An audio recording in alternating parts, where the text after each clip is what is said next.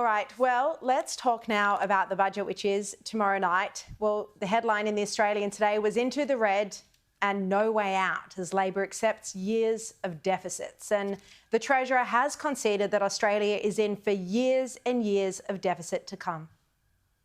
When do you anticipate an Australian government could next deliver a surplus? Well, it remains to be seen. Our efforts have been about trying to make the budget as responsible as we can, some savings. And let's bring in now Judo Bank Chief Economist Warren Hogan. Warren, good to see you again. Budgets tomorrow night. We've seen a lot of pre-election sweeteners, but are you worried that this all amounts to increased spending that could put pressure on inflation? Well, hi, Sharri. Yeah, it could very well. We're seeing, of course, this process play out where the budget bottom line gets some support from stronger economy. In this case, it's likely to be stronger personal income taxes. And then some portion of it's spent. And we know the magnitude of the extra spending over the course of this government. So the reality is that we are going to see pre-election spending measures. And I think it's quite disheartening and that we're not even attempting to get back to budget. And that really is the break with the past. The last 30 years, governments in Australia have at least tried, even if it's 10 years out, to have an ambition, and that doesn't seem to be there anymore. And even we see in the US at the moment, the Trump administration, widely criticised, and yet part of the reason behind Elon Musk's Doge is they are trying to rein in the budget and cut spending.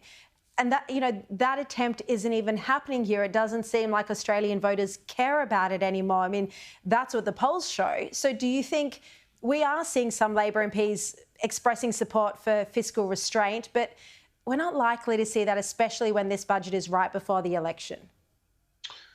No, we're not. I don't think any of us are expecting to see any kind of restraint. There might be some restraint defined as not spending all of the increase in government revenues they get, but that all remains to be seen tomorrow, and there will not be anything significant done.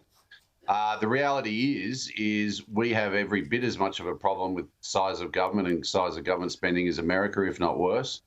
And I imagine that the pressure on the next government is to do something about the structural increase in spending that's occurred will mount, because we are taxing this economy, and that is going to force further problems, whether it be labour force participation, productivity, or just unfairness on younger generations.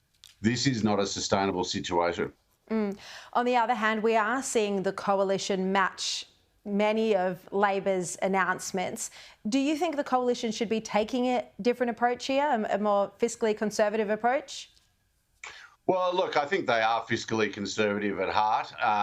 The reality is that they just don't want to get in the way of a government that will maybe be kicked out. That's the reality of Australian politics. Bill Shorten showed in 2019 that you put up a lot of policy and you just make it harder for the Australian people to kick out a government they don't like. We saw it all the way back in '93 with John Hewson. So I think they're just being politically conservative and letting the Australian people make a judgment on Albanese and his government. And most people think that's enough. It's what they do if they do get into power that matters. But to give you some idea, if we're just going to give the bracket creep back to the Australian people for the last 3 years, it's $50 billion a year in cutting of spending. And that's just a unpolitically acceptable thing to say before an election. Yeah, well, Angus Taylor hasn't committed either to delivering a surplus if he becomes Treasurer. I mean, it would be a difficult promise. It would almost certainly be a broken promise if he made it. But he has hinted that there might be a big announcement in his budget reply speech on Thursday. Have you got any insights for us on what he could be looking to do? Well, I think the two key policy levers they'll look at are either related to energy or defence. And both of these two areas are critical for Australia right now. We know the nuclear policy's there, so is there a sort of a second phase to this around gas? And then the other one will be a commitment to more a significant increase in our defence expenditures because of the precarious global situation. We'll wait and see, but it'll just highlight the point that there are fast becoming big priorities for government spending, and a lot of our increase in spending has been around the domestic scene, which I don't think is sustainable.